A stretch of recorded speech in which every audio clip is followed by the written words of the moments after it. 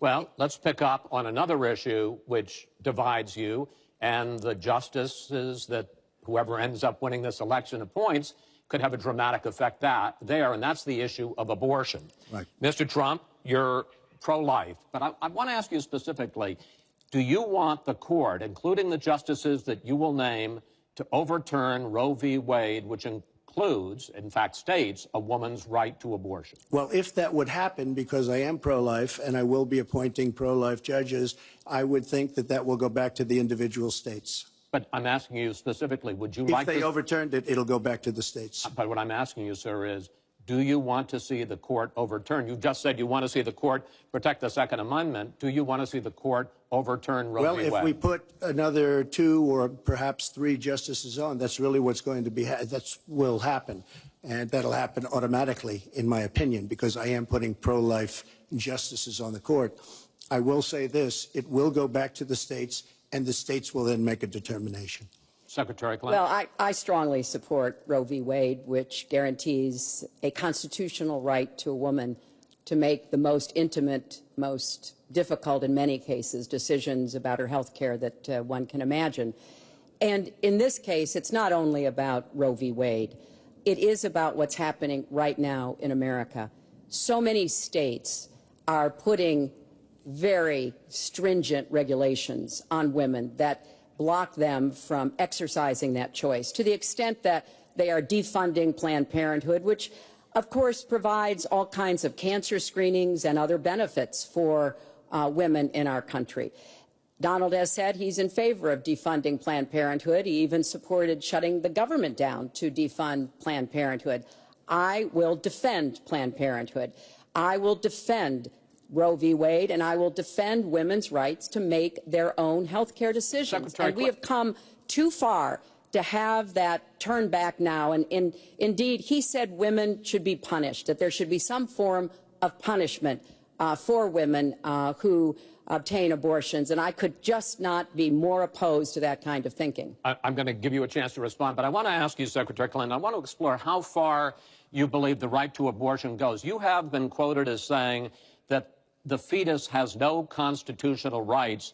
You also voted against a ban on late-term partial birth abortions. Why? Because Roe v. Wade very clearly sets out that there can be regulations on abortion so long as the life and the health of the mother are taken into account. And when I voted as a senator, I did not think that that was the case.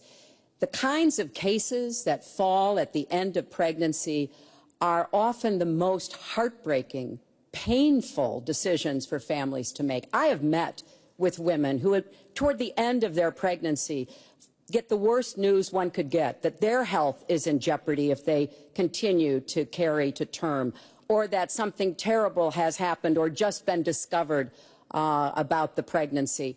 I do not think the United States government should be stepping in and making those most personal of decisions. So you can regulate, if you are doing so, with the life and the health of the mother taken into account. Mr. Trump, your reaction, and particularly on this issue of late-term partial birth abortion. Well, I think it's terrible. If you go with what Hillary is saying, in the 9th month, you can take the baby and rip the baby out of the womb of the mother just prior to the birth of the baby. Now, you can say that that's okay, and Hillary can say that that's okay, but it's not okay with me. Because based on what she's saying and based on where she's going and where she's been, you can take the baby and rip the baby out of the womb in the 9th month on the final day. And that's not acceptable. Well, that is not what happens in these cases. And using that kind of scare rhetoric is just terribly unfortunate. You should meet with some of the women that I've met with, women I've known over the course of my life. This is one of the worst possible choices that any woman and her family has to make. And I do not believe the government should be making it. You know, I've had the great honor of traveling across the world on behalf of our country. I've been to countries where governments either forced women to have abortions like they used to do in China, or forced women to bear children like they used to do in Romania. And I can tell you the government has no business in the decisions that women make with their families in accordance with their faith, with medical advice, and I will stand up for that right. All right. But just briefly, I want to move on to another honestly, segment. Nobody has business doing what I just said, doing that as late as 1 or 2 or 3 or 4 days prior to birth. Nobody has that. All right.